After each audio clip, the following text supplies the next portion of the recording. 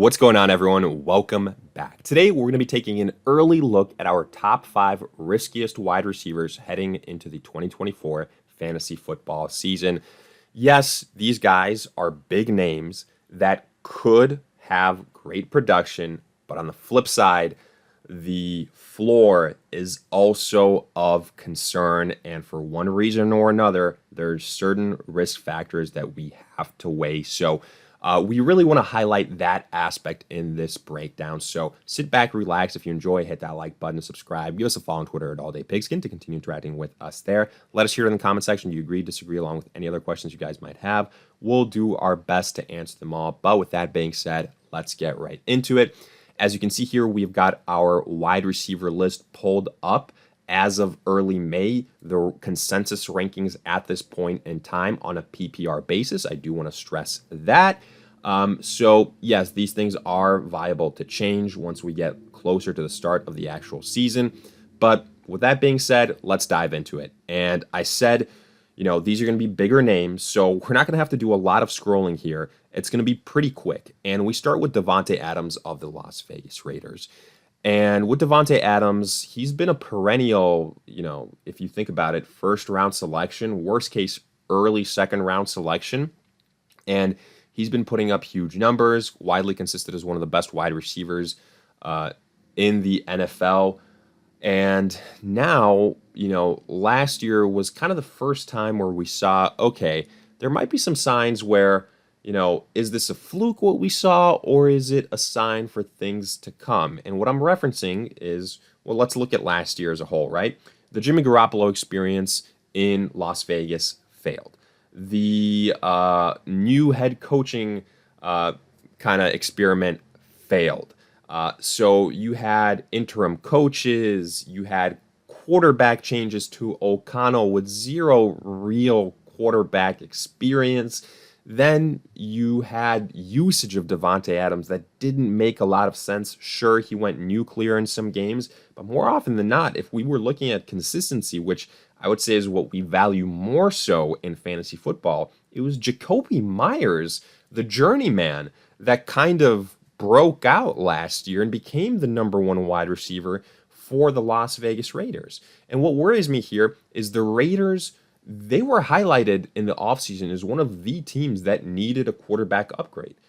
They were connected with guys like Justin Fields, maybe Russell Wilson, maybe drafting somebody in the NFL draft. No, they didn't do any of that. Instead, what they did is they signed Gardner Minshew.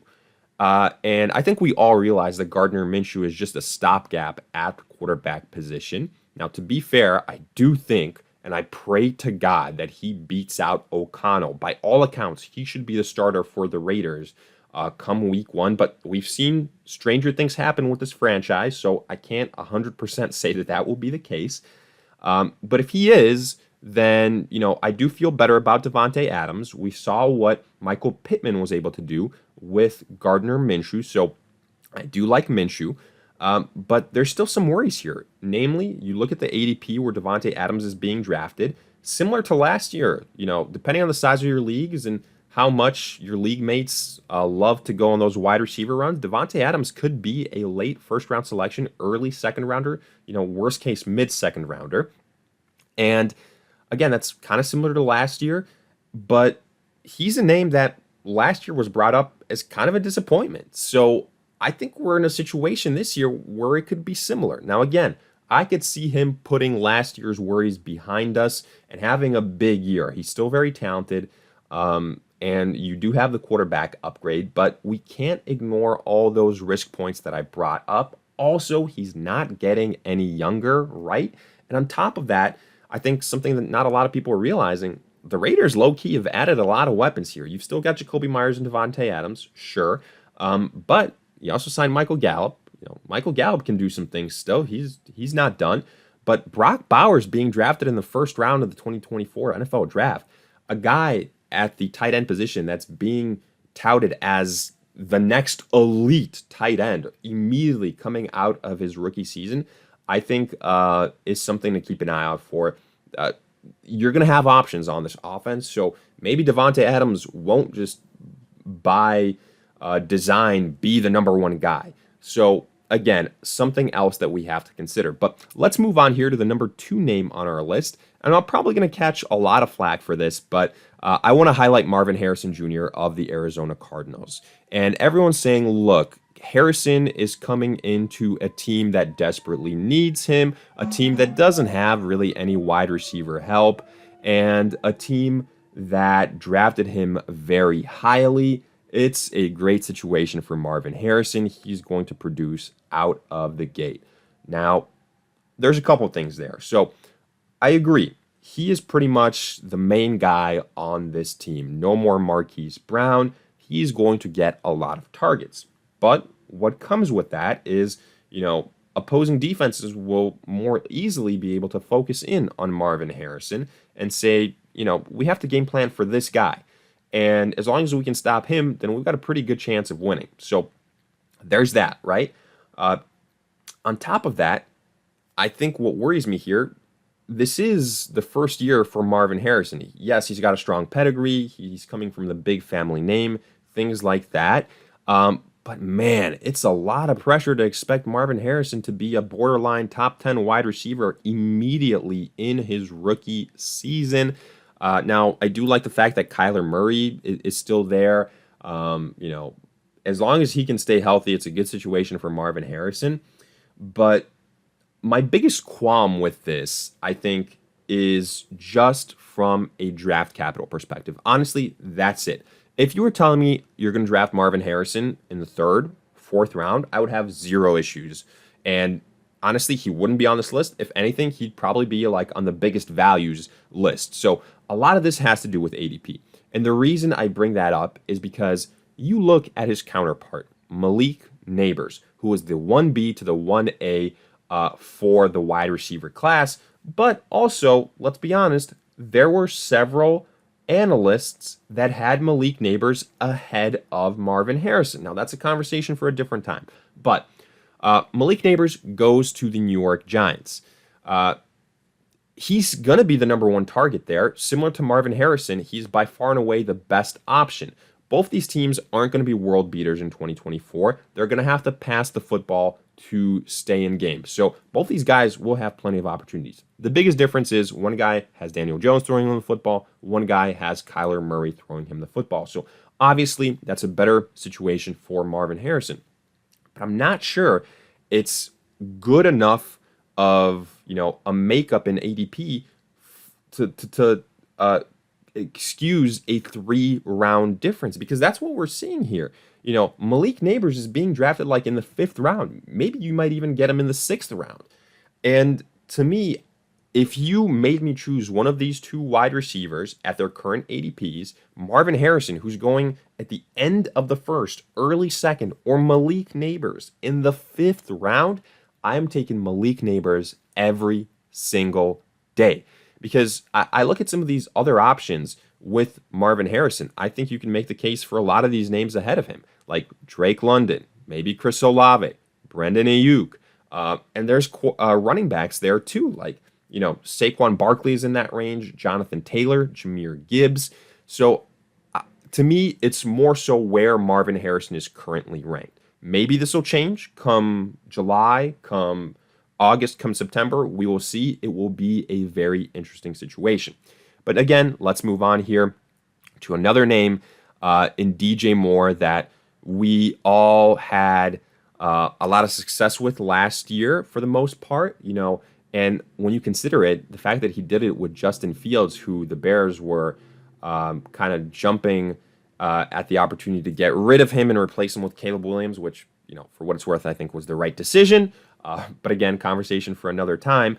DJ Moore, by a lot of accounts, is in a better situation right now. However, this is one of those classical real-world NFL situations, does not translate to fantasy success. And what do I mean by that? Well, Caleb Williams is heading into arguably the best ever situation for a rookie quarterback. You look at this team, DJ Moore, you added Keenan Allen, you drafted Rome Odunze, you've got Cole Kmet, and you've got a serviceable offensive line. You've got good running backs. It's this is a really good situation for Caleb Williams. Uh, but he's one of these quarterbacks where if we buy into the hype, he's going to be able to get everybody involved. And, maybe disclaimer, I should have said this inclusion of DJ Moore, asterisk next to it, should also be like Keenan Allen and Rome Odunze, really any of the Chicago wide receivers. And the reason for that is they're just way too many mouths to feed. Not all of these guys are going to have 15 plus fantasy points every single week. Mark my words. There are going to be weeks where DJ Moore is the number 3 wide receiver on this offense. Keenan Allen is coming off his best season in recent memory. Rome Odunze was in that tier with Marvin Harrison and Malik Neighbors as one of the elite rookie wide receivers this season. So there's a lot of options here. Again, you've also got Cole Kmet. Last year, DJ Moore, pretty much all he had to contend with was Cole Kmet. It's a whole nother ball game now. And the fact that he's being drafted, end of the second round, early third round, makes me nervous. All the Chicago wide receivers kind of make me nervous because it's going to be very, very hard to pick out the right one every single week. We still don't know, which one Caleb Williams, if any, will kind of gravitate to week in and week out. So for that reason, DJ Moore does scare me. Nothing to do with the talent, nothing to do with the quarterback. It is just the situation, and sometimes having too many options in fantasy football can be a detriment to you. Now, right under DJ Moore, our fourth name on this list is Deebo Samuel of the San Francisco 49ers.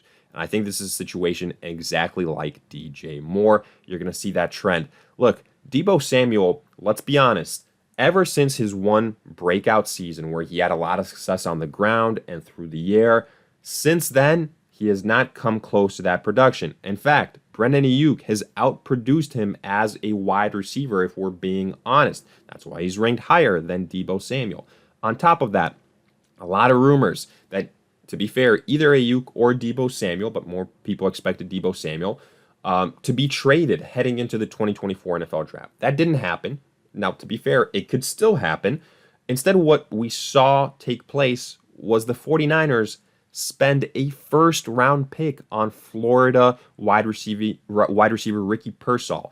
And now you look at these weapons. Well, let's break it down. You've got Christian McCaffrey at running back, who's the best pass-catching running back in the NFL. He's going to get like 50 to 60 receptions, if not more. You've got Brandon Ayuk, who I think is a pass catcher, better than Deebo Samuel. You've obviously got the aforementioned Deebo Samuel, who, by the way, I'm not looking at him as that rusher getting upside there. Since Christian McCaffrey joined this team, that aspect of Deebo Samuel's play has steadily gone away. But you've also got George Kittle, who there's going to be a couple games during the season, 4, 5, 6 games where he's the top guy on this offense. And now you've got the newly added Ricky Pearsall. There's so many options. And Brock Purdy is going to take what defenses give him. And, a lot of times it's going to be based on scheme, based on game plan. And that worries me for Deebo Samuel. I think there, again, way too many mouths to feed. I do think he's talented, but I would look at other options as opposed to him in the early third round. If we're talking guys in a committee that are in a better situation, like I feel better about Nico Collins. I feel better about Stephon Diggs. I feel better about Jalen Waddle. I feel better about Cooper Kupp.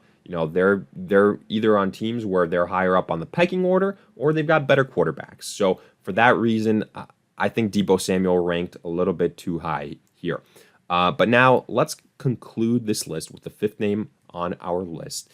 And he is the lowest one here, Rashee Rice of the Kansas City Chiefs.